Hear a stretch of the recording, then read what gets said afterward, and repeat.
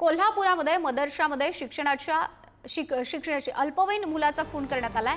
फैजान नाझीम असं मृत पावलेल्या अल्पवयीन मुलाचं नाव आहे। 14 वर्षीय अल्पवयीन परप्रांतीय मुलानं विजेचा शॉक देऊन खून केलेला आहे। हातकणंगले तालुक्यामधील आळतेमधील निजामिया मदरशामधील ही घटना आहे। अल्पवयीन आरोपीला पोलिसांनी ताब्यात घेतलेला आहे। अधिकचा तपास सध्या सुरू आहे। प्रतिनिधी शेखर पाटील यांच्याकडून या घटनेची अधिकची माहिती जाणून घेऊयात। शेखर पाटील, नेमकं काय घडलंय?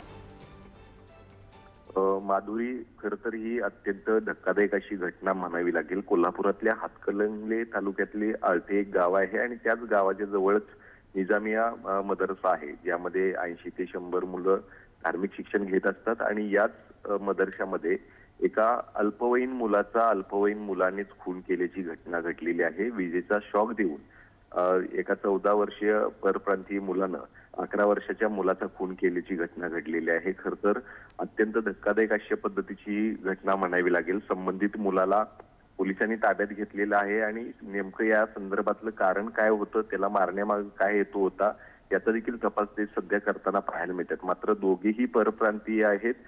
ज्याचा खून झाला तोही आणि ज्यानं मारलं तोही परप्रांतीय आहे। या ठिकाणी शिक्षणासाठी आले होते, त्यामुळे निश्चितच आहे या सगळ्या मागे नेमकं काय कारण होतं, त्याला खून जो केला आणि ज्या पद्धतीनं त्याला शॉक देण्यात आला होता, शॉक देऊन तो खरं तर रात्री झोपी गेला होता आणि सकाळी उठल्यानंतर हा सगळा प्रकार जो आहे तो समोर आलेला आहे। त्यामुळे निश्चितच या सगळ्या तपासामध्ये आता पुढची काय नेमकी माहिती येते हे पाहणं गरजेचं असणार आहे। माधुरी, धन्यवाद शेखर, आपण दिलेल्या सर्व माहितीसाठी।